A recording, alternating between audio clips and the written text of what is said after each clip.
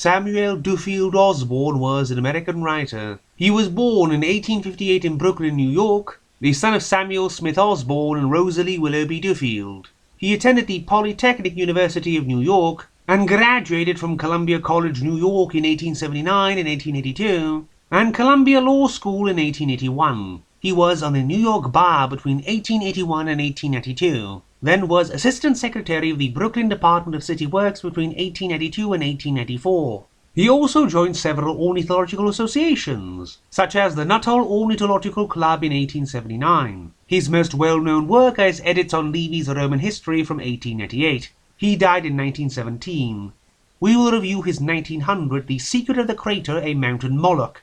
The narrator is visiting Washington, D.C. when invited to stop by the Navy Records office by a friend.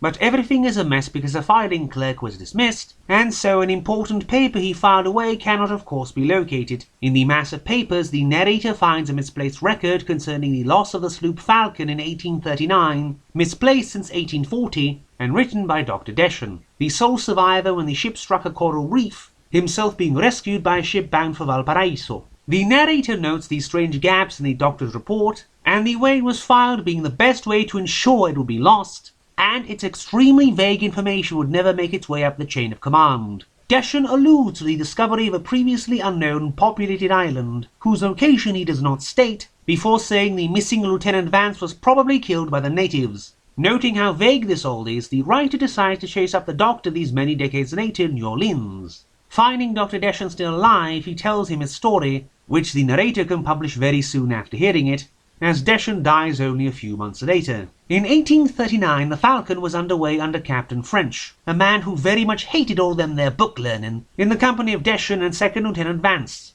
a man who knew Hebrew and Old Phoenician. This seems entirely superfluous, until the ship runs onto the island of Caranna, whose aristocracy is descended from Phoenicians fleeing Carthage. Now Vance comes in handy, as the officers are shown to the palace, and are introduced to the Sovet Merak, and Aru, leader of the native priesthood and chief son of Tao, the island's divine volcano. As the Americans take part in the feast, Vance notices a woman watching him from a window. She is so beautiful he decides he will marry her, without ever speaking to her. He is so smitten he fakes an injury to be left at the palace overnight, and he is indeed visited by Merak's daughter Zelka, who admits she is also in love with him, but tells him flatly this can never be and leaves, because she is to be sacrificed to the volcano, but it will take ages for anyone to say it. When asking her hand of her father, Merak, he defers to the obviously evil priest Aru, who likes to humiliate Merak whenever he can, though he is the king. Deciding to get lost in the forest until his ship would leave, to help Zelka with the dark fate Merak hinted at,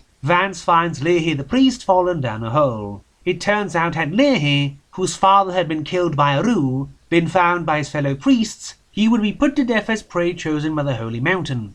Leahy promises to help Vance, but Vance doesn't make it easy. His rashness nearly wrecks his plan to save Zelka on several occasions. Leahy soon grows annoyed at having to constantly babysit the impulsive American. Then the priests take Zelka and throw her into the House of Sacrifice, where she is to be starved to death. I mean, we have a volcano god here and we won't throw the sacrifice in there? Okay. Venturing beneath the mountain, Vance kills the 12 priests guarding the mechanism for making the volcano spew lava, go with it, then goes to kill Aru and save Zelka as a horde of priests besiege her cell to murder her. He does save her and they get married, but we don't really see any of the latter. The two share 3 scenes in the novel, which is more than some books of the sort, but Zelka still feels more like a plot device.